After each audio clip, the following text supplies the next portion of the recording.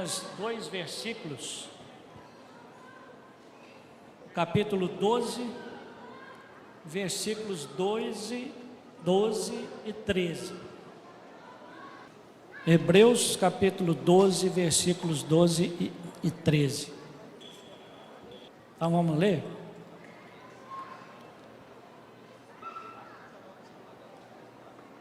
Por isso, restabelecei as mãos descaídas e os joelhos trôpegos.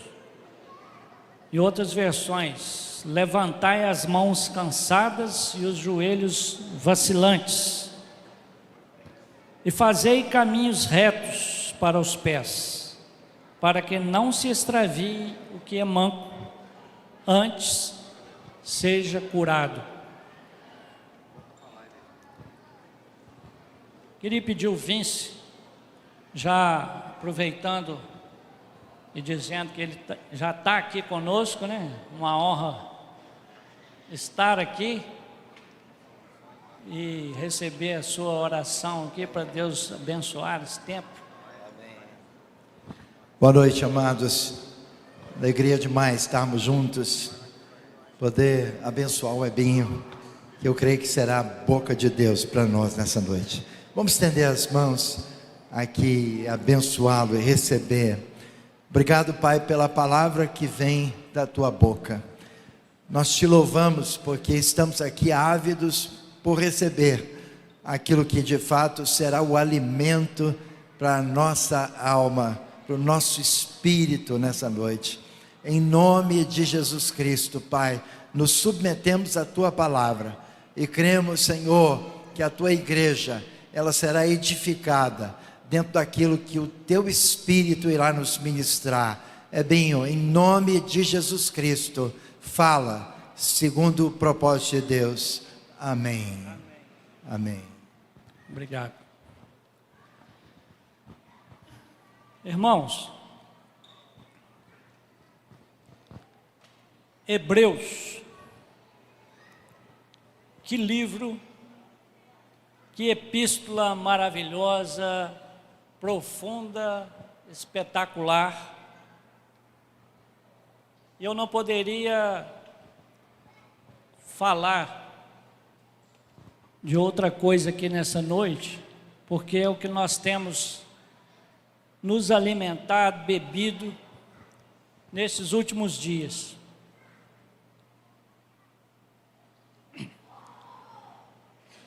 Não há nenhum outro livro no Novo Testamento que fala com tantos detalhes, com tanta riqueza acerca da pessoa e obra do nosso Senhor Jesus Cristo. Por isso que esse livro, essa carta, ela é tão importante para nós. E afinal, de que mais nós precisamos senão da pessoa e obra do nosso Senhor Jesus Cristo? Então, irmãos, nós, debaixo de oração, presbitério aqui em Manhuaçu, nós decidimos começar a estudar esse livro nas nossas reuniões do presbitério e também com a igreja, nos discipulados, nas reuniões gerais. Foi o que Deus nos orientou. E após decidirmos isso, eu comecei a procurar, alguns livros que eu pudesse, estar estudando, me acrescentando no meu estudo. E depois de ganhar de um dos meus filhos, alguns conhecem aqui, um Kindle. Kindle é onde a gente compra livro virtualmente, e ali o livro é baixado e a gente tem acesso, para ler. Eu nunca tinha usado essa ferramenta, porém, eu vi quanto ela está sendo importante para mim, devido à facilidade de adquirir os livros. Só com um clique lá, você compra o livro, na mesma hora o livro chega para você. Então eu comecei a adquirir alguns livros e comentários a respeito de Hebreus, Estou lendo 4 ao mesmo tempo, né? Vou procurando ali, né, os comentários dentro daquilo que eu estou estudando, e tem sido algo maravilhoso. A conclusão que eu cheguei é que eu estou estupefato. A Vânia me critica porque às vezes eu falo algumas palavrinhas difíceis. Estou super admirado, maravilhado com a carta aos Hebreus, né? E quanto mais eu leio essa carta, mais vontade eu tenho de continuar estudando. Então, irmãos, maravilhoso isso aí. Eu queria dar algumas pinceladas de introdução aqui. Eu sei que a Igreja Manhuaçu talvez já tenha ouvido algumas coisas que eu vou dizer, mas os outros irmãos não.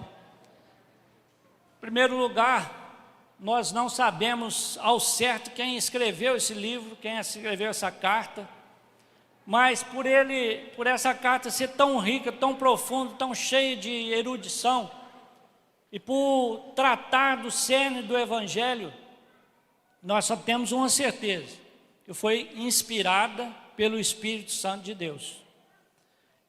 Então essa carta ela foi endereçada aos hebreus, provavelmente de Jerusalém. Porque quando a gente lê a carta, toda, a gente percebe lá que era provavelmente uma comunidade de cristãos que poderiam estar habitando ali em Jerusalém, e que, devido a algumas exortações ou algumas frases, algumas coisas que foi endereçada a eles, a gente então tem essa conclusão, que eram cristãos que tinham saído do judaísmo e convertido ao cristianismo. Então eles eram cristãos que tinham passado ou estavam passando por intensas tribulações e perseguições. Isso nós podemos ler no capítulo 10, versículo 32 e 34, 32 a 34, que diz assim: lembrai-vos, porém, dos dias anteriores, em que, depois de iluminados, sustentaste grande luta e sofrimentos, ora expostos como em espetáculo, tanto de opróbrio quanto de tribulações, ora tornando-vos coparticipantes com aqueles que desse modo foram tratados. Porque não somente vos compadecestes dos encarcerados, como também aceitastes com alegria o espólio dos vossos bens, tendo ciência de possuirdes vós mesmos patrimônio superior e durável. Então por aqui a gente vê que foram irmãos que, além de terem passado ou ainda estarem passando por grandes perseguições, tribulações, eles compartilhavam, compadeciam de irmãos que estavam passando pelas mesmas coisas, irmãos que foram presos por causa do Evangelho, e irmãos ou eles mesmos que foram sofreram espólio, o Império Romano tomava tudo que eles tinham e eles ficavam sem nada. Então isso aí é importante para a gente entender a carta, Eram irmãos que, pelo motivo citado acima, necessitavam de perseverança. No capítulo 10 ainda, versículo 36, diz assim: com efeito tendes necessidade de perseverança, para que, havendo feito a vontade de Deus, alcanceis a promessa. Então, eles tinham essa necessidade de perseverar. Era uma exortação que eles receberam do escritor da carta. A gente lê também que eles estavam cansados. Foram exatamente os versículos que nós lemos inicialmente, Restabelecei as mãos cansadas e os joelhos trôpegos ou vacilantes, Eles estavam cansados. Eram cristãos que estavam cansados de tanta tribulação, perseguição, e que começaram a voltar às práticas judaizantes. né, e que estavam começando a se desviar daquela fé inicial que eles tiveram, né, naquela tão grande salvação que receberam, né, a qual ela começou a ser anunciada pelo próprio Senhor Jesus e foi confirmada pelos que a ouviram e testemunhada por Deus com eles, através de sinais, de prodígios e dons do Espírito Santo, né? Então, é isso que está falando lá no capítulo 2, versículo 4. Então, essa carta, ela é uma única palavra de exortação. Lá no capítulo 13, 22, o autor diz assim: rogo-vos que suporteis a presente palavra de exortação. Então, ela é uma única palavra de exortação. Mas o que é exortação? É importante a gente colocar aqui que a exortação, né, o que ela deve conter no seu bojo quando a gente exorta o irmão, né? Exortar não é só você chegar e dar uma palavra para matar espiritualmente o irmão, né? Uma exortação, ela tem que ter sempre uma palavra de advertência e também de consolo e de encorajamento, ou de encorajamento, né? Então, é isso que nós lemos, né, que nós vemos quando nós lemos a carta aos Hebreus. Quando nós abrimos essa carta, nós podemos perceber que é uma exortação dividida em 5 avisos de advertência e que são recheados, então, por palavras de encorajamento, palavras de consolo, de encorajamento, ensinos maravilhosos a respeito das glórias da pessoa e obra do Senhor Jesus. Então, em Hebreus, só para os irmãos quiserem anotar aí, né, para seu estudo, nós temos as mais solenes exortações, mas também nós temos os mais altos privilégios. Então, a primeira exortação, ela aparece lá no capítulo 2, versículos de 1 a 4, que é uma advertência simplesmente contra um desvio, né? Não prestar atenção às verdades ouvidas. E qual que é o privilégio que nós temos quando nós atendemos a essa exortação? É essa tão grande salvação, né, que nós devemos dar atenção a ela. Essa exortação, essa tão grande salvação que começou a ser anunciada pelo Senhor, foi testemunhada pelos que a ouviram, né, os seus discípulos, profetas e os discípulos subsequentes, né, e testemunhada por Deus, através, né, de milagres, prodígios e dons do Espírito Santo. Então, esse é o privilégio, essa tão grande salvação.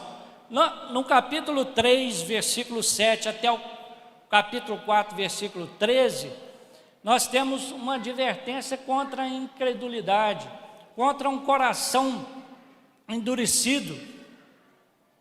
E o privilégio que nós temos aí é a vocação celestial. Ele começa o capítulo 3 dizendo que é para nós darmos toda a nossa atenção ao apóstolo e sumo sacerdote da nossa confissão, que é Jesus, né?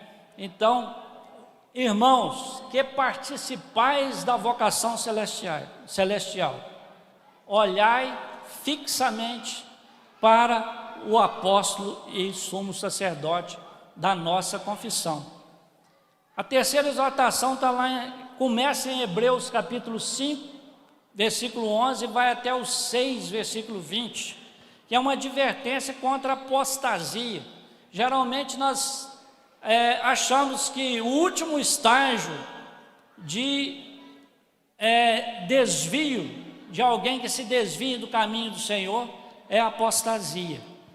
Mas quando nós estudamos Hebreus, nós chegamos à conclusão que esse não é o último estágio.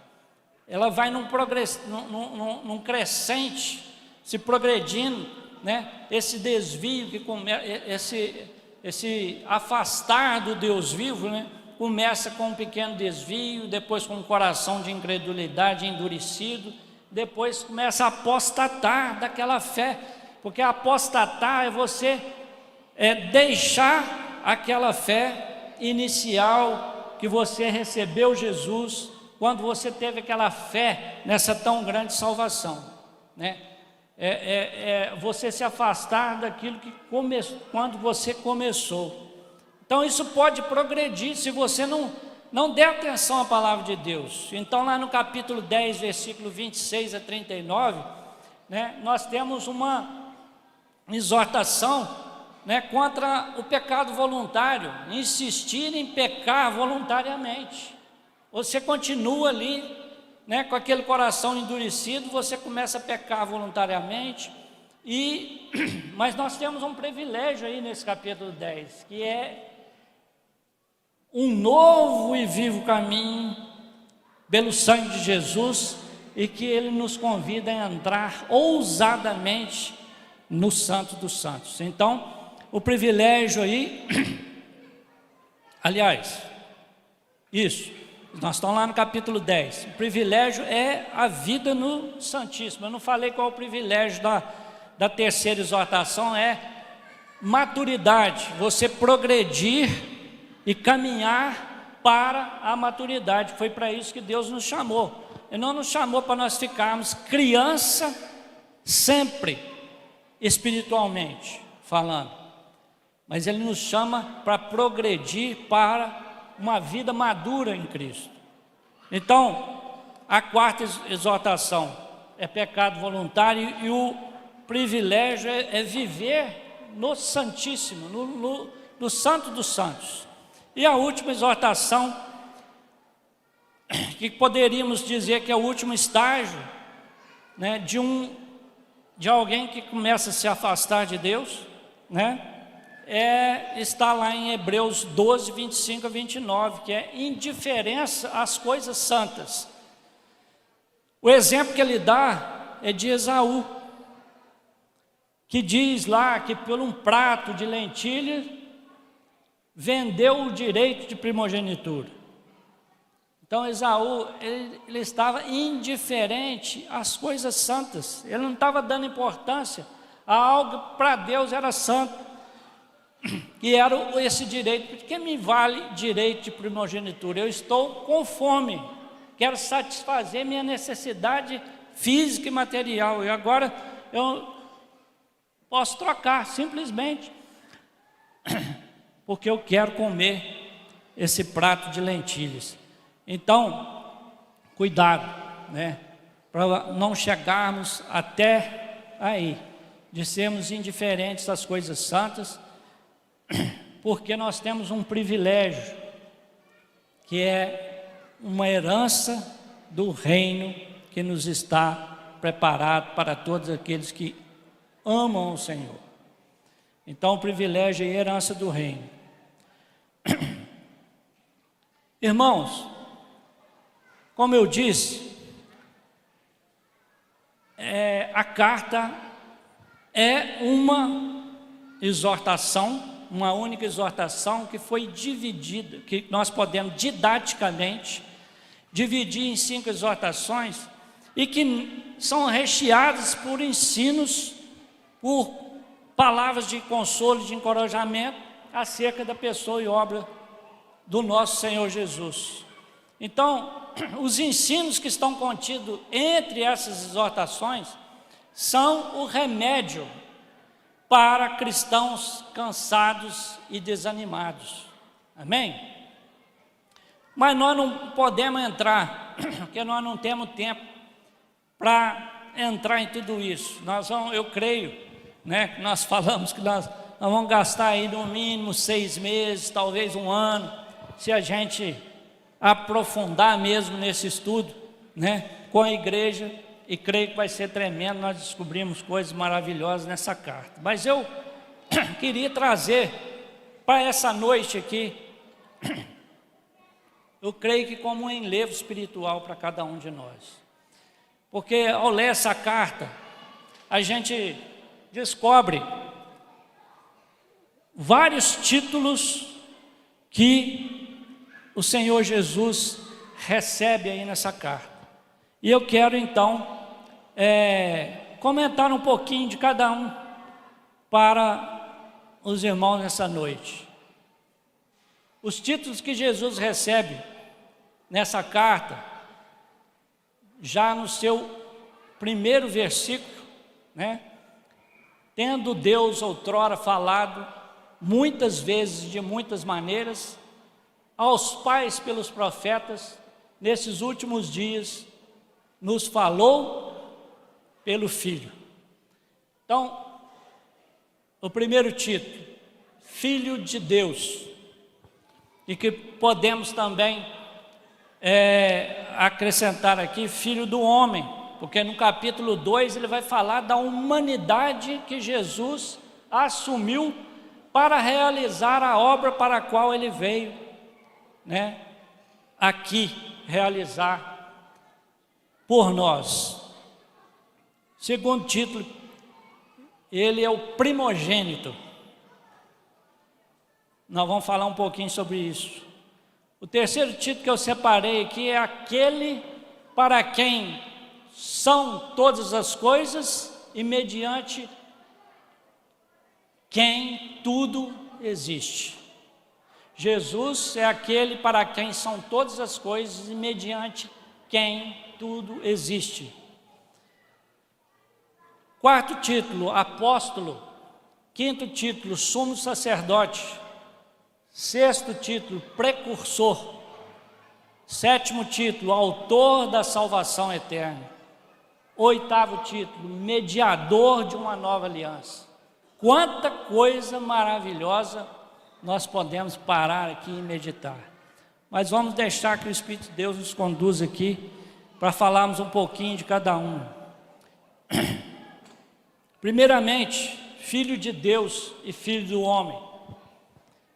Essa palavra filho, irmãos, ela é de suma importância na carta aos Hebreus e em toda a Bíblia. Filiação e sacerdócio são duas linhas de ouro da revelação bíblica. Elas percorrem a Bíblia de Gênesis a Apocalipse. Se nós formos estudar profundamente a palavra de Deus, nós vamos descobrir isso. Então, como filho de Deus, Jesus preenchia todas as exigências de santidade de um Deus santo. E somente um Deus santo podia ou pode cumprir as exigências de santidade de um Deus santo. Então, como filho de Deus, ele podia representar Deus diante dos homens.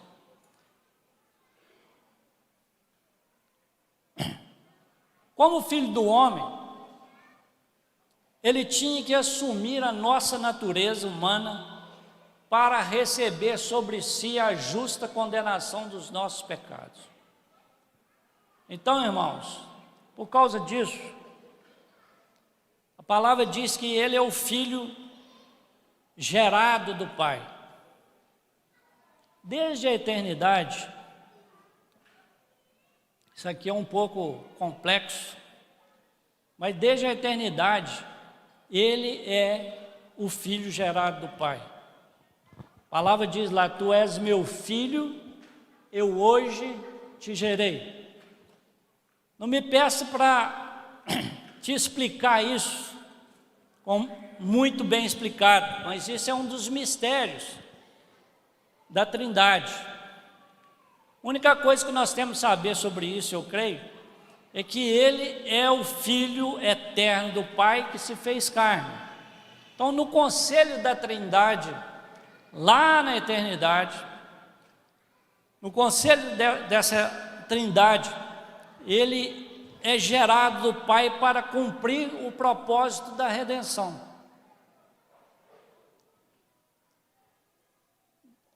Assim, mas nem tinha sido criado o homem. Lembrem-se que Deus é eterno, que para Ele tudo é presente. Nós é que vivemos numa dimensão chamada tempo. havia necessidade de redenção de um homem, porque quando nós lemos o capítulo 2 lá, nós vemos que Deus tinha um propósito de coroar o homem de honra e de glória. Por isso que quando Ele criou o homem, Ele deu autoridade sobre todas as coisas. Ele deu ao homem essa autoridade sobre todas as coisas que Deus criou. Mas o homem pecou, e por isso ele perdeu essa autoridade e deu essa autoridade, nós sabemos, para Satanás. Mas o propósito de Deus, ele não é anulado. Deus tinha um propósito, tem um propósito e vai cumprir esse propósito até o fim. Então, quando nós lemos lá, né, no capítulo 2, esse homem perdeu, mas Jesus veio para cumprir esse propósito original de Deus, de coroar o homem de honra e de glória. Por isso que diz lá: vemos todavia aquele que, tendo sido feito menor do que os anjos, né, ele assumiu a nossa natureza ali, para que então ele pudesse cumprir esse propósito eterno de Deus. E ele foi coroado de honra e de glória, né? Jesus foi coroado de honra e de glória. Então, no conselho da eternidade, Deus gerou o Filho para que esse Filho viesse cumprir o propósito da redenção. Então, tinha que haver um nascimento virginal miraculoso.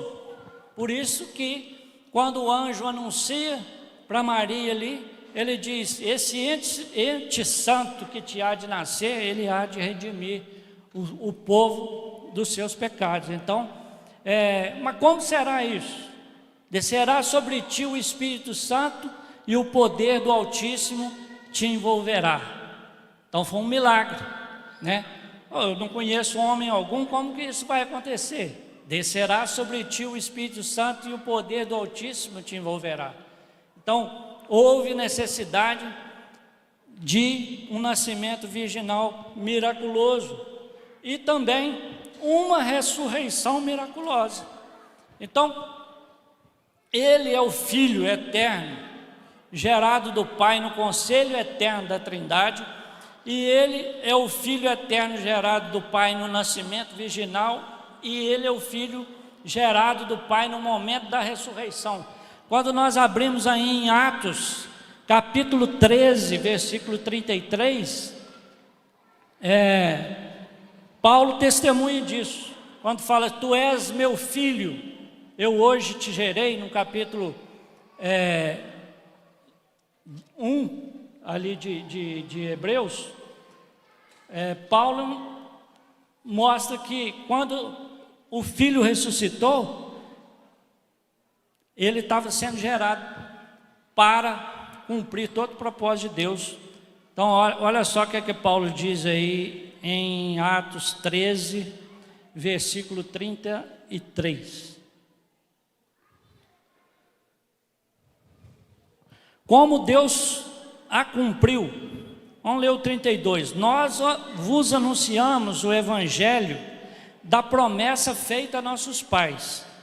Como Deus a cumpriu a promessa, plenamente a nós, seus filhos, ressuscitando a Jesus, como também está escrito no Salmo 2: tu és meu filho, eu hoje te gerei. Então, não sei se embolou um pouquinho na cabeça dos irmãos, mas nós temos que lembrar que Deus vive na eternidade e nós vivemos na dimensão do tempo. Isso tudo aconteceu na eternidade. Deus, já conhecedor de todas as coisas, o Filho é o Filho gerado do Pai para cumprir o propósito original e eterno de Deus. Irmãos, pensem um pouquinho. Vamos falar igual o Christian Shane, né? Think about it. Ele falava muito assim. Nosso irmão já se foi. Pense nisso, irmãos. O nosso Redentor é Filho de Deus. O nosso Redentor está assentado à destra da majestade no céu. Está escrito lá em Hebreus. Lá está assentado um Deus homem, porque Ele é Filho de Deus e Filho do homem. E o que Ele está fazendo lá agora? Por cada um de nós, assentado no trono. Hebreus 9, 24 vai nos responder. Porque Cristo não entrou em santuário feito por mãos, figura do verdadeiro, porém no mesmo céu, para comparecer, presta atenção aqui, agora, por nós diante de Deus. Essa palavra saltou no meu espírito quando eu li. Eu já tinha lido Hebreus umas dezenas de vezes, mas um belo dia esse agora saltou. Olha só, olha o privilégio que nós temos, irmãos. Cristo, Ele não entrou em santuário feito por mãos, Ele era o nosso sumo sacerdote. Nós vamos falar um pouquinho sobre isso daqui a pouco. O sumo sacerdote não entrava uma vez por ano lá no Santo dos Santos, com sangue alheio de bodes, de touros, de cardeiros. Cristo não entrou em santuário feito por mãos, figura do verdadeiro, porém no mesmo céu, para comparecer, uma vez que já passou, talvez um dia, por nós, não. Agora, Ele está comparecendo diante do Pai, para nos representar, para nos livrar de toda acusação, porque nós fomos banhados com o sangue precioso do nosso Senhor Jesus Cristo, aspergidos com esse sangue em nossos corações. Isso não é algo pequeno, não. Isso é algo muito grande e maravilhoso. Amém? Então guarde isso aí, Cristo comparece agora. E todo dia nós vamos lembrar disso. O Senhor comparece agora. Se você cair, se você deslizar e pecar, saiba que você tem um sacerdote que não entrou em santuário feito por mãos, figura do verdadeiro, mas no mesmo céu, no verdadeiro tabernáculo que Deus erigiu e não os homens, para comparecer por você, por mim, agora, todo dia. E vocês, quando lerem em Hebreus, vocês vão ver que essa palavra hoje, ela tem um significado importantíssimo na carta de Hebreus. Hoje, porque para Deus é hoje. Hoje, se ouvides a minha voz, se ouvides a voz do Espírito Santo, não endureçais os vossos corações. Então, o que Deus está falando para nós é todo dia, é hoje. A palavra para responder ao que Deus fala é hoje. Amém? Então, aqui a gente poderia ainda falar muita coisa, mas vamos passar para o primogênito. A palavra diz em Hebreus 2,6: e novamente ao introduzir o primogênito no mundo diz: e todos os anjos de Deus o adorem. Por que os anjos de Deus devem adorá-lo? O autor está no capítulo 1 e 2, ele está lá defendendo que Jesus é superior aos anjos, porque os anjos os hebreus tinham os anjos em alta conta. Foi através dos anjos que a lei foi entregue, foi promulgada, mas ele está defendendo ali que Jesus é muito superior aos anjos, né? E ele diz, novamente ao introduzir o primogênito no mundo, diz, todos os anjos de Deus o adoram. Então por quê? Porque o primogênito aqui tem um sentido de que aquele que tem a primazia, a preeminência, né? Isso, o primogênito aqui está nesse sentido, né? Ele tem a preeminência sobre tudo e sobre todos. Ele é o herdeiro de todas as coisas, e foi por meio dele também que o universo foi feito, né? E todas as coisas subsistem pela palavra do seu poder. Então ele é o primogênito sobre toda a criação, amém? Quando nós abrimos lá em Hebreus 2:10, está falando a respeito de, ele está aí falando sobre o porquê que Jesus teve que assumir a nossa humanidade. Mas no versículo 10 está dizendo: porque convinha que aquele, por cuja causa e por quem todas as coisas existem, conduzindo muitos filhos à glória, aperfeiçoasse por meio de sofrimentos o autor da salvação deles. Logicamente aí está falando a respeito de Deus Pai. Convinha que aquele quem? Deus, né? Aquele por cuja causa e por quem todas as coisas existem, né? Eu entendo que isso aí é um título também que pode ser dado a Jesus, porque Ele e o Pai são um.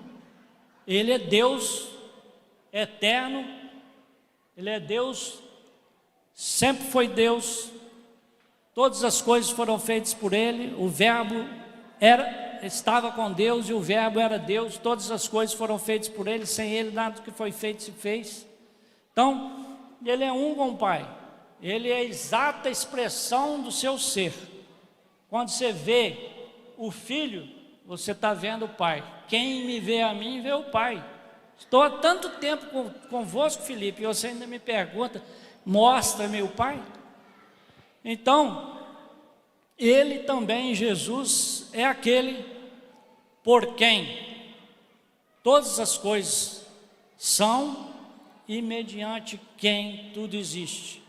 Então, quando Ele aceitou a humilhação, né, vindo a essa terra, Ele viveu uma vida totalmente consagrada, totalmente para Deus.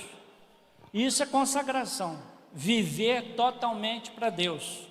Ele viveu assim, e Ele entendeu na sua vida humana aqui na terra, que tudo era mediante Deus. Isso é fé. Quando nós entendemos que tudo vem por meio dele, nós vivemos uma vida de fé. Jesus não tinha vergonha de falar, de dizer que toda obra que ele fazia, era o Pai quem a realizava. Ele falou isso várias vezes. Ele não buscou a sua própria glória, mas dizia que todas as palavras que ele as tinha ouvido, que ele falava, ele as tinha ouvido primeiramente do Pai. Amém? Então, irmãos, Jesus viveu uma vida de consagração e fé, porque ele vivia totalmente para Deus e entendia que tudo era mediante o Pai. Então, quando nós também entendemos que tudo na nossa vida deve ser para Deus e vivemos uma vida totalmente para Ele, nós estamos no caminho da consagração total. Amém? E quando nós entendemos também que tudo que existe e acontece no universo e na nossa vida é mediante ou por meio de Deus, nós estamos vivendo uma vida de fé. Amém? Vamos falar um pouquinho agora sobre o apóstolo. Lá no capítulo 3 diz: portanto, santos irmãos, que participais da vocação celestial, considerai atentamente o apóstolo e sumo sacerdote da nossa confissão.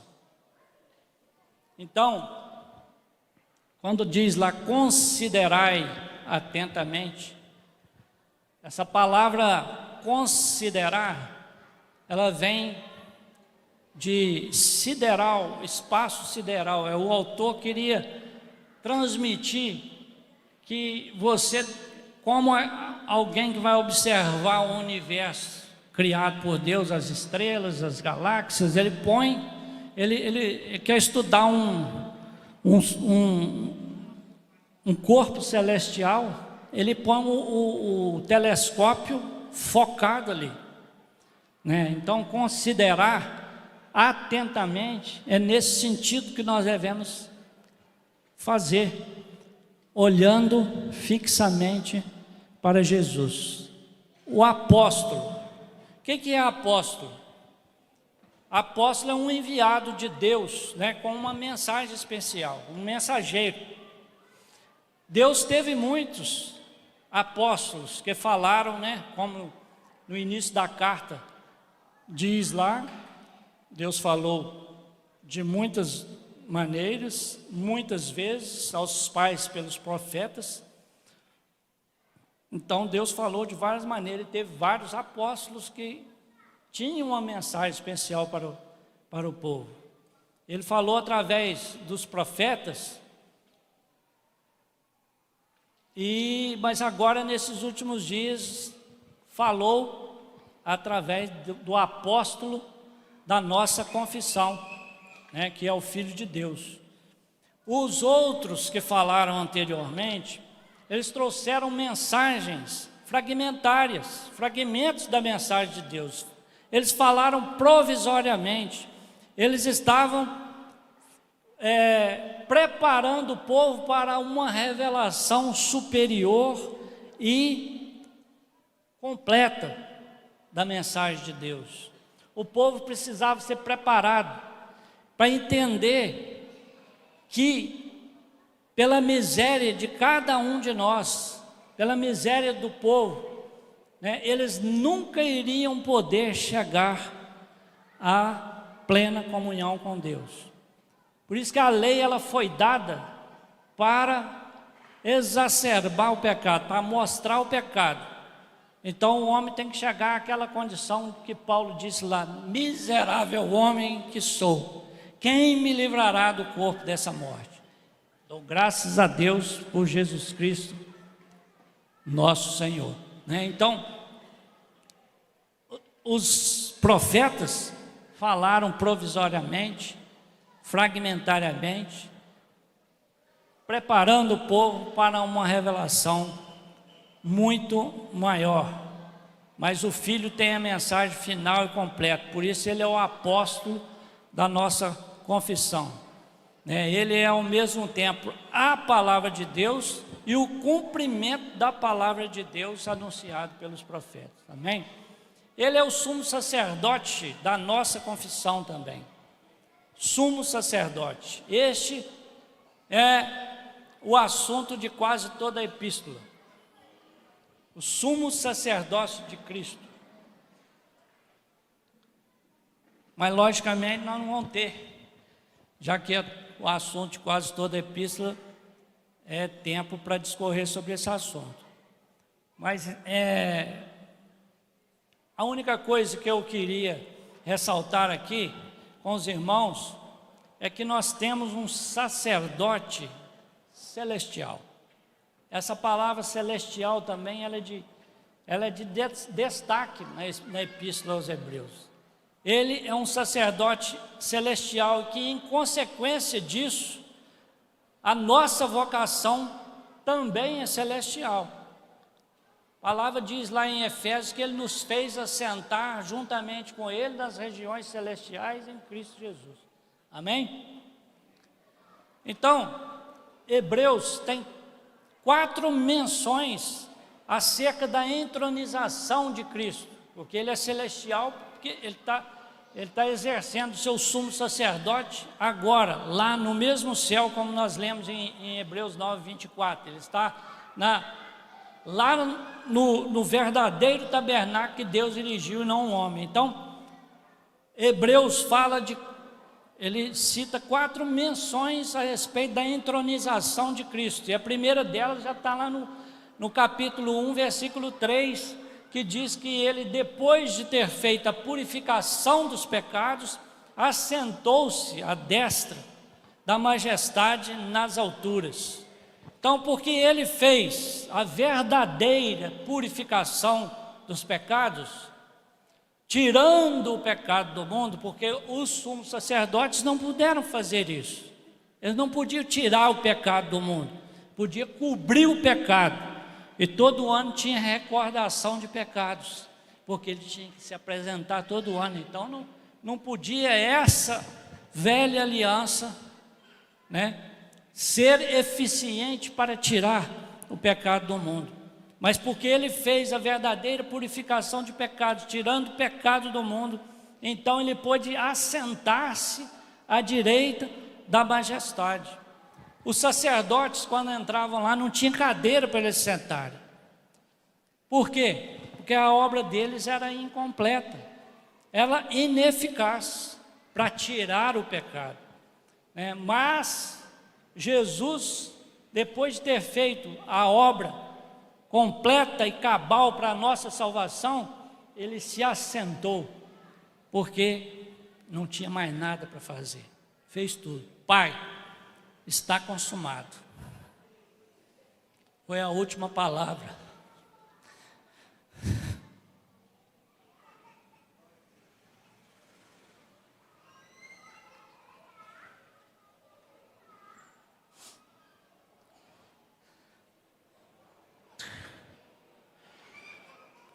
Irmãos, só pode assentar, Jesus só pôde assentar porque ele fez uma obra de redenção completa e toda suficiente para cada um de nós. A segunda menção da entronização de Cristo está lá em Hebreus capítulo 8, versículo 1, que diz: ora, o essencial das coisas que temos dito é que possuímos um tal sumo sacerdote que se assentou no trono da majestade nos céus como ministro do santuário e do verdadeiro tabernáculo que Deus erigiu e não um homem. Maravilhoso. Possuímos um tal sumo sacerdote. Essa palavra tal, eu acho que é porque o escritor não tinha algo maior para poder expressar, né? Nós temos alguns outros exemplos de tal, porque Deus amou o mundo de tal maneira que deu o seu Filho unigênito, para que todo aquele que nele crê não morra, mas tenha vida eterna. Fazei prova de mim, trazei todos os dízimos da casa de Deus, se eu não derramar sobre vós uma bênção tal, que dela vos advenha a maior abastança. Amém? Então, o sacerdote que nós possuímos é um sacerdote tal que se assentou no trono da majestade nos céus, como ministro do verdadeiro santuário, do tabernáculo que o Senhor erigiu, não um homem. A terceira menção está lá em Hebreus capítulo 10, versículo 12 e 13, e diz assim, ó: Jesus, porém, tendo oferecido para sempre um único sacrifício pelos pecados, assentou-se à destra de Deus, para fazer o que depois disso?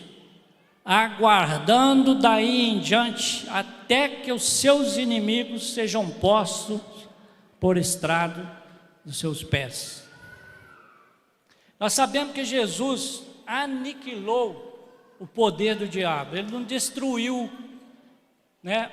Lá em Hebreus 2 fala que ele veio para destruir aquele que tem o poder da morte. Mas quando você vai estudar essa palavra destruir aí, não é que ele acabou com ele de uma vez, não existe mais diabo. Não, ele aniquilou o poder do diabo, o poder de condenação, né? Poder de morte eterna. Jesus, ele fez isso, né? Mas ele se assentou à destra do trono da majestade, até que ponha todos os inimigos por estrado dos seus pés. E Paulo diz que o último inimigo a ser destruído é a morte. Jesus já venceu a morte por nós. Ele ressuscitou dentre os mortos. Ele é a primícia, né, dos que dormem. Mas nós ainda provamos a morte. Mas Jesus vai destruir isso quando ele voltar. A morte vai ser o último inimigo, e o diabo vai ser o último que vai receber a sentença final e vai para o lago de fogo preparado para o diabo e seus anjos, né? Então Jesus está sentado lá aguardando até que todos os seus inimigos sejam postos por estrado dos seus pés. E a última menção está em Hebreus 12:2, que diz que Jesus, em troca da alegria que lhe estava proposta, suportou a cruz, não fazendo caso da ignomínia. Isso quer dizer vergonha. Não fazendo caso da vergonha, e está sentado à destra do trono de Deus. Irmãos, não pensem que foi fácil para Jesus quando ele estava lá no Getsêmani, quando ele que teve comunhão com o Pai, né? Toda a sua existência, tanto na eternidade quanto na sua humanidade aqui. Ele diz, tem um salmo que diz que todos os dias eu via, né, a face de Deus. E aí, quando chega lá no Getsêmani, entra em rota de colisão a vontade de Jesus como homem e a vontade de Deus. Então, ele sabia que se ele fosse para a cruz, o que ele ia passar lá? 3 horas de trevas, do meio-dia até as 3 da tarde, para no final disso ele dizer: Deus meu, por que me abandonaste? Mistério, né? Deus abandonando Deus. Mas não seja feita a minha vontade, mas a tua. Ele escolheu, e não foi fácil. Ele teve que ter fé para fazer isso, de crer, né? E de olhar para frente em troca da alegria que lhe estava proposta. Podemos traduzir isso como a sua própria ressurreição, como esse povo que ele redimiu com o seu próprio sangue, né? Lá em Isaías fala que ele viu todo o seu esforço e ficou satisfeito. Amém?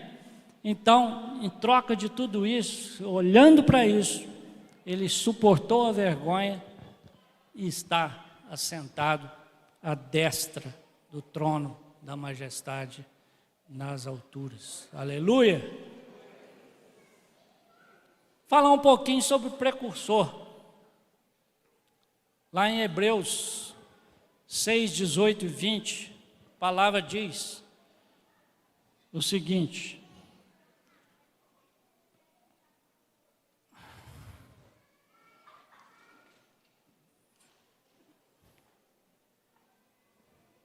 vamos ler a partir de 17. Por isso Deus, quando quis mostrar mais firmemente aos herdeiros da promessa a imutabilidade do seu propósito, se interpôs com juramento, para que mediante duas coisas imutáveis, nas quais é impossível que Deus minta. Quais duas coisas imutáveis? A palavra de Deus e o juramento de Deus. Antes aqui está dizendo que Deus, não tendo ninguém maior por quem jurar, jurou por si mesmo. Então, por meio de duas coisas imutáveis, nas quais é impossível que Deus minta, forte alento, forte encorajamento, tenhamos, nós que já corremos para o refúgio, a fim de lançar a mão da esperança proposta. Quando nós estudamos essa palavra esperança na Bíblia, esperança aqui não é algo que talvez, não, a esperança na Bíblia é a certeza que Deus vai fazer, que vai cumprir o seu propósito, que vai cumprir a salvação que Ele prometeu, a redenção final. Então, nós já corremos para o refúgio a fim de lançar a mão da esperança proposta, a qual temos por âncora da alma, segura e firme, que penetra aonde? Além do véu, lá no Santo dos Santos, onde Jesus, como precursor, entrou por nós. A ideia aqui é de um navio chegando num porto com o mar revolto e não tendo como atracar, alguém pegava a âncora do navio com um barquinho e levava até o porto para que aquela âncora ficasse ali fixada e o navio pudesse ficar estável nos embates da água. Jesus é esse que foi antes de nós, como nosso precursor. Ele entrou lá no verdadeiro tabernáculo, no mesmo céu, entrou por nós, tendo se tornado para sempre sumo sacerdote segundo a ordem de Melquisedeque. Amém, irmãos? Bom, não vai dar tempo, né, falar sobre os outros três títulos: autor da salvação eterna, isso aí está claro para nós. Autor e consumador da fé, nós acabamos de falar que Jesus teve que ter fé para tomar a iniciativa de ir para a cruz. Então ele é autor da minha fé, da nossa fé. Ele é o autor da fé, se tornou autor da nossa fé também. Amém? E ele é o mediador de uma nova aliança. Queria concluir dizendo o seguinte, irmãos.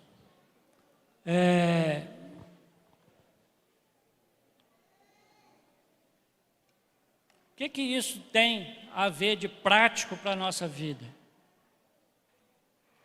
Na verdade, o que isso tem a ver para a igreja dos nossos dias?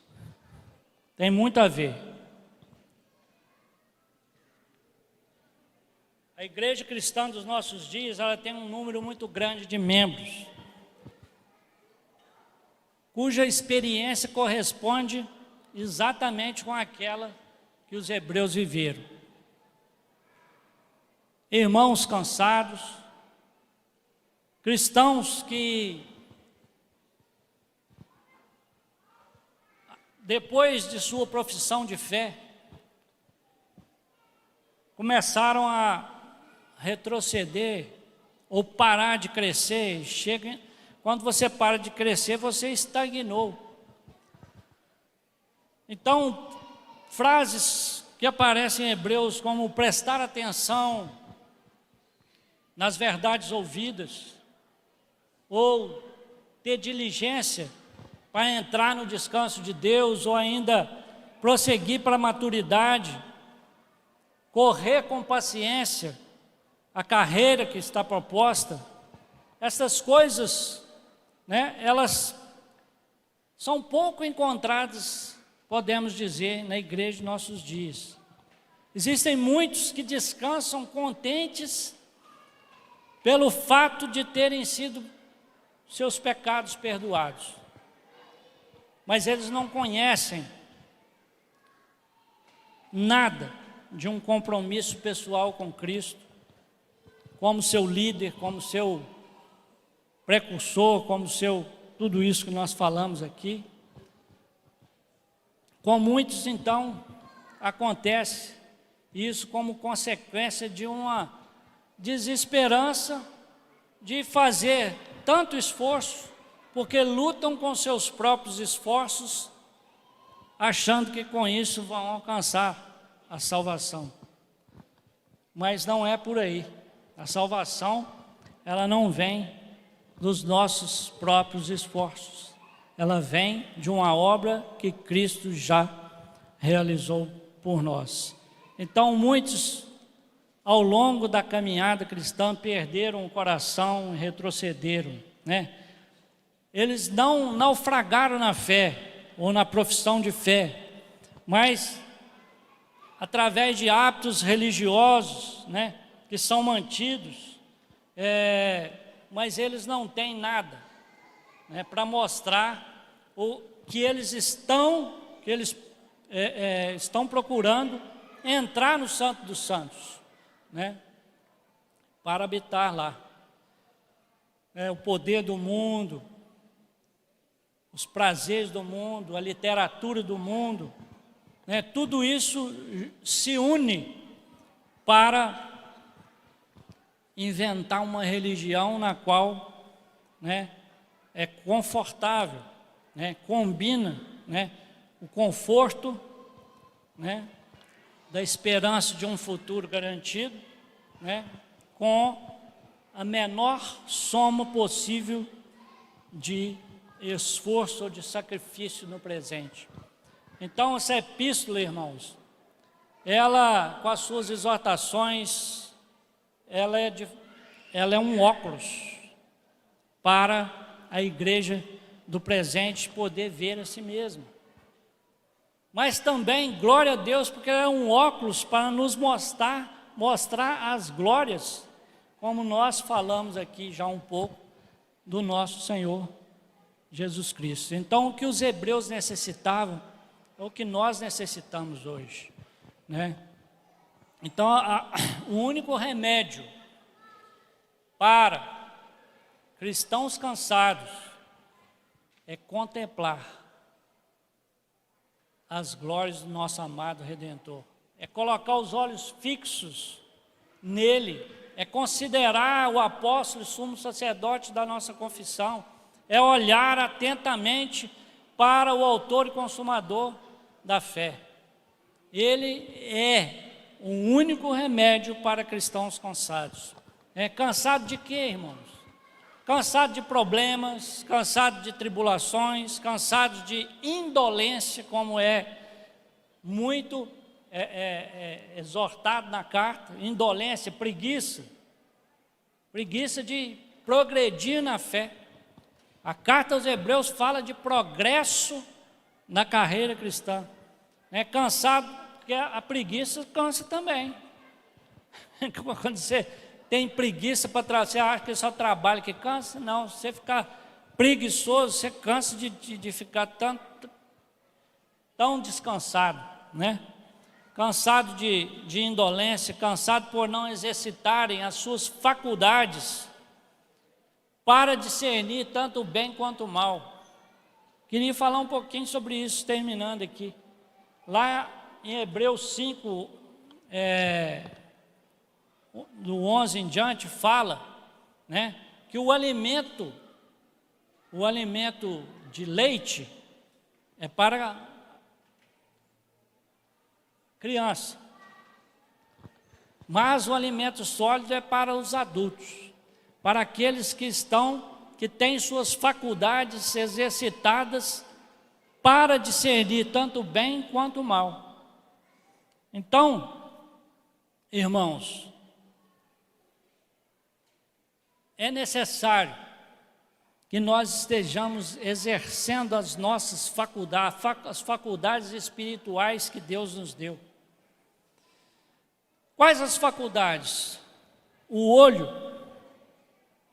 para ver o caminho de Deus.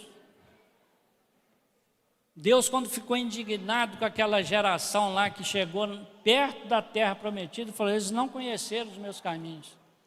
Então o olho é para ver o caminho de Deus, como Deus opera e como Deus nos conduz nos seus caminhos. O ouvido é para ouvir somente a voz de Deus, para ouvir a voz de Deus, né? A consciência para rejeitar tudo aquilo que é desagradável a Deus. Deus nos deu uma faculdade que é a consciência, e tudo aquilo que é desagradável a Deus, e tudo aquilo que é até mesmo duvidoso, porque Paulo diz que aquilo que não é de fé, que traz dúvida, também é pecado. E muitas vezes, né, alguém, né, principalmente novo convertido, vai: como que eu faço para descobrir a vontade de Deus? Né? De muitas maneiras. A palavra de Deus está aqui para nós, mas Deus nos deu uma consciência. Se Deus está te dando um alerta, você não vai por aí, você saiba que esse aí é Deus falando com você, né? Então você tem que exercitar as suas faculdades para discernir tanto o bem quanto o mal, e a vontade, né, para fazer somente aquilo que é a vontade de Deus. Então Hebreus nos exorta a isso, né? Então isso é de prático, é muito prático para a nossa vida cristã, né? Que o Senhor nos abençoe, né? Nós podemos estar cansados, um coração endurecido, cansado por ter se afastado do Deus vivo, cansado por continuar pecando voluntariamente, cansado por se tornar indiferente até às coisas santas do Senhor, né? Que o Senhor nos abençoe para nos ajude para correr com paciência e perseverança a carreira que nos está proposta. É uma carreira que tem que ir num ascendente. Deus o propósito dele não foi nos salvar da condenação eterna, não. Ele nos tirou das trevas para o reino do Filho do seu amor, para manifestar as obras daquele que nos tirou das trevas para a sua maravilhosa luz. Então, Deus quer operar essas coisas em nós para nós sermos bênção para os outros, para nós sermos usados pelo Senhor para que o seu reino se expanda. Então que o Senhor nos abençoe e nos ajude, e que nós estejamos com os nossos olhos fixos nesse maravilhoso sumo sacerdote, apóstolo, precursor, primogênito, aquele por quem todas as coisas são e por mediante quem tudo existe, Filho de Deus, Filho do homem, está sentado nas regiões celestiais e agora responde por nós e nos defende lá como um advogado. Amém? Que Deus nos abençoe. Nós poderíamos então voltar àquele cântico, o último cântico que nós cantamos aqui, que fala, né, dessas glórias do nosso Senhor Jesus Cristo. Só antes de nós começarmos de novo a adorar o Senhor aqui, um aviso que a cantina estará aberta após as reuniões. Tem cachorro quente, tem salgado, tem hambúrguer, assado, água, refri e outros. E o delicioso suco de uva integral do Ló de Aracê. Esse suco eu provei e vi que é bom. É bom demais. Aleluia. Bem, eu não sei quanto tempo que eu ministrei, esses irmãos ficaram cansados aí, mas vamos adorar um pouquinho mais ao Senhor agora, com uma revelação maior.